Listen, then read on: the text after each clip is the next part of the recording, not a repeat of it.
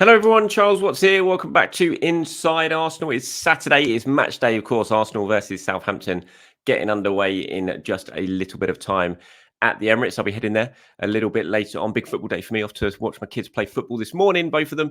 And then, once they're done, up to the Emirates for Arsenal versus Southampton, the final game, of course, before the international break. Again, 2 weeks of us sitting there, fingers crossed, hoping we get no bad news about Arsenal players, but big game today. Got to go into that international break with 3 points in the bag. And if we do that, that's going to complete a very, very nice period of time between the two international breaks when Arsenal have had to deal with an awful lot of stuff. And if they can go through that unbeaten and by getting 3 points to round it off today, it'll be very, very nice indeed. So going to be a pretty short, sharp show today. Going to look at what Martin Odegaard's been saying. He's delivered an injury update in terms of his recovery. We'll look at that. We'll look at what Mikel Arteta's been saying ahead of the game against Southampton. Do my predicted 11, of course. And I will look at a couple of comments that you guys have sent in. I'm in the press box today, so I'm not in the stands with my dad. I'm in the press box. So I'll be doing my live match coverage. If you can't watch the game and you're following it by social media, you get live updates from me. I'll do a video after the game, as usual, match reaction and player ratings, that sort of thing. But tomorrow morning, of course, the more in-depth reaction show will take place. Right, let's get started, shall we? And we'll start with what Martin Odegaard has been saying about his injury recovery. He's been talking to the matchday programme. Arsenal have released those quotes early. For those who aren't going to the game, obviously, you can't get the programme. This is what he had to say. I just wanted to start with the latest on my injury and rehab. In the last week or so, I've made really good progress. I'm getting better and better by the day and feel it's going well. When you feel like things are moving forward, it gives you motivation to do more and more and work harder. Today is our last game before the international break, so that gives me some more time to work on the rehab too. Hopefully, it won't be much longer. I think we will know more as soon as I get out on the training pitches and see how my ankle responds to that. At the moment, it's progressing well and it looks better than we were thinking, but we've still got to take every day as it comes. So obviously, that final line is the line that we're all going to look at, isn't it? At the moment, it's progressing well and it looks better than we were thinking. Would be very, very nice indeed to have Martin Odegaard back sooner rather than later, of course, but you don't want to be taking any risks. But that is a fairly positive update. I would say Arsenal's still obviously going to be very, very careful with him. It's all very carefully mapped out, this recovery plan that he's going through. As I said at the start, the one thing I knew that Martin Odegaard would do was work so hard. Every single small margin he could take to try and get back early, he would take it. You know, he would be in all day, every day, rehabbing, recovery. He wouldn't miss a session. That's just the type of guy he is.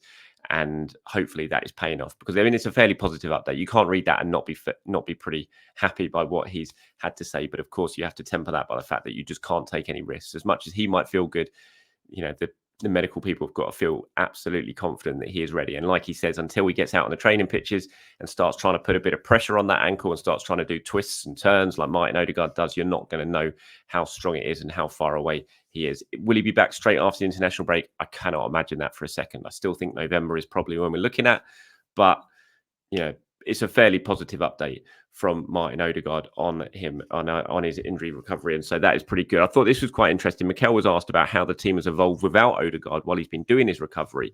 And he said, we had to be different. The impact that Martin has in everything we do, it was too big to try and replicate it with one player.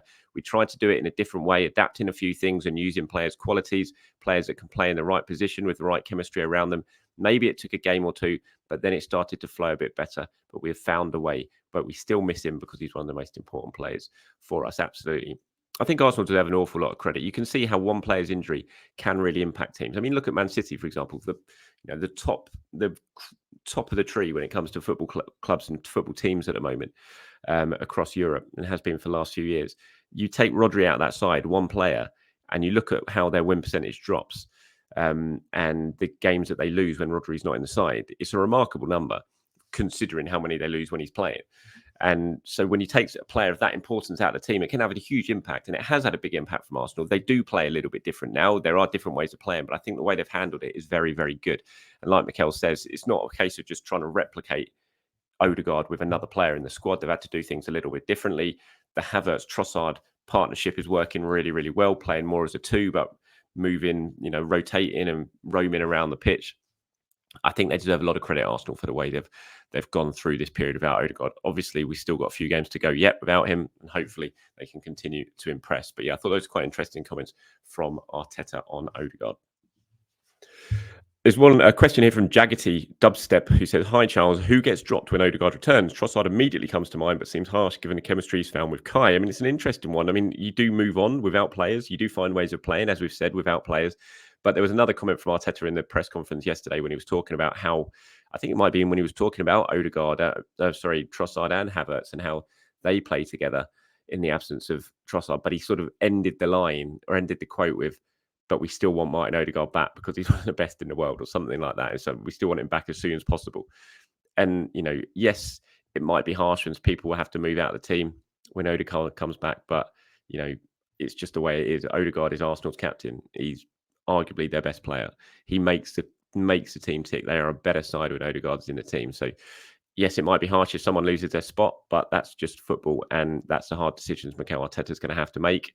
And players are just going to have to deal with it, and they'll get minutes. It's not like Trossard. If Trossard comes out of the team, for example, when Odegaard comes back, it's not that he's not going to get minutes. He's still going to get plenty of minutes. It's just not going to be necessarily starting every single game. And it's a squad game at the end of the day, isn't it? But it's a nice position for Mikel Arteta to be in, isn't it? And as I said yesterday, I just think this period, playing without Odegaard and the results they've managed to pick up and the performances they've produced, I think will go a long way to giving this team an awful lot of confidence, and it will just make the squad an awful lot stronger as well, which is exactly what you want. They've stepped up in his absence so far, and that can only be a good thing for Mikel Arteta and certainly only a good thing for the squad going forward. Moving on to today's game, then obviously big one it is for Arsenal. Got to sign off before the international break with 3 points. Mikel says, "We know the significance and the difficulty of the match. Last week, the tough schedule that we have was proven, and any opponent can cause you problems. When you think the game is under control, it can get out of your hands immediately. So it's probably a good thing to happen the way it ended up. We know the quality of Southampton, and in my opinion, they're a team who are extremely well coached. They have a very clear philosophy, and they've been very unlucky not to have more points because there were moments in games when they were far better than the opponent, and in some moments the results got away from them." I think he's definitely talking about their game against Manchester United in that when they played very, very well, missed that penalty and the game turned completely. And he said it's going to be a tough game, and it will be a tough game. And he's right to point out what happened last week. Everyone went to that game against Leicester, thought it was going to be an easy game for Arsenal, 2-0 up at half-time, absolutely cruising, take your eye off the ball for a minute against no matter who it's against in the Premier League, and you'll get punished. And Arsenal very, very nearly got punished last week against Leicester. And hopefully that will serve them with a very timely reminder ahead of today's game. Yes, Southampton are struggling. Yes, they've been conceding a lot of goals. Yes, playing out from the back have caused themselves problems. All of that. Everyone's obviously expecting a comfortable after a win today. I was driving home from the press conference yesterday, listening to Talk Sport on Hawksby and Jacobs, and they were doing the Pools pundit, whatever it is, when they make predictions, commentator makes predictions, a fan makes a prediction, Stan Collymore makes predictions. And I think all 5 predictions were like 5-0, 4-1, 5-1, 4-0, something like that. Everyone predicting this is going to be a really comfortable afternoon's work for Arsenal. It should be if they play well and they finish well and they're clinical in front of goal. But as we saw last weekend, anything can happen in the Premier League, and you've got to be right on it. You've got to be really, really careful.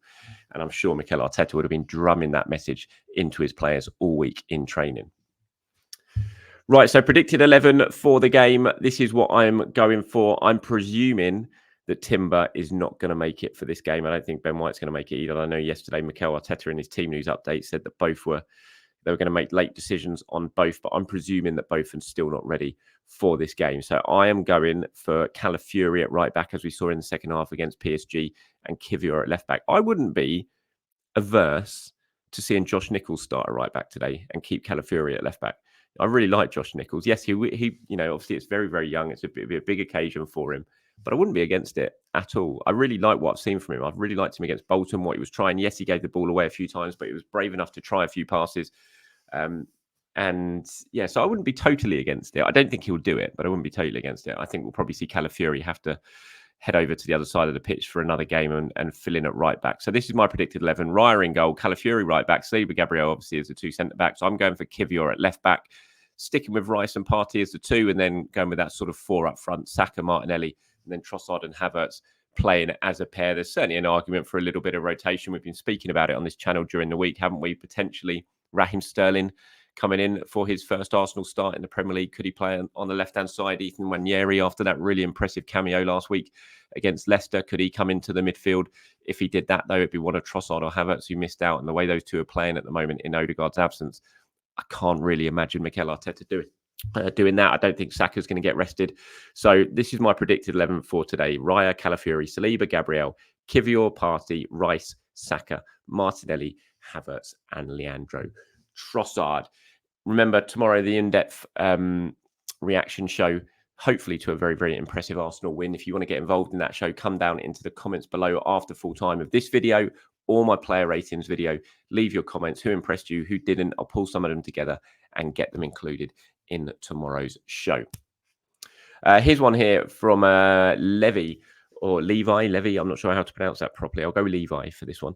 You say, greetings, Charles. Thanks for all your good work. Just to put it in perspective, what we are asking of Kai Havertz, scoring 20 league goals while not being on penalties. Harry Kane managed to score 20 or more non-penalty goals 4 seasons out of 10. In the Premier League, Aguero did it 2 seasons out of 10. Salah has done it once in 7 seasons. Haaland, of course, has gone 2 out of 2 last season, reaching exactly 20 non-penalty goals. Hope this is useful. It's a really interesting thing to point out, Levi. So thank you very much for that.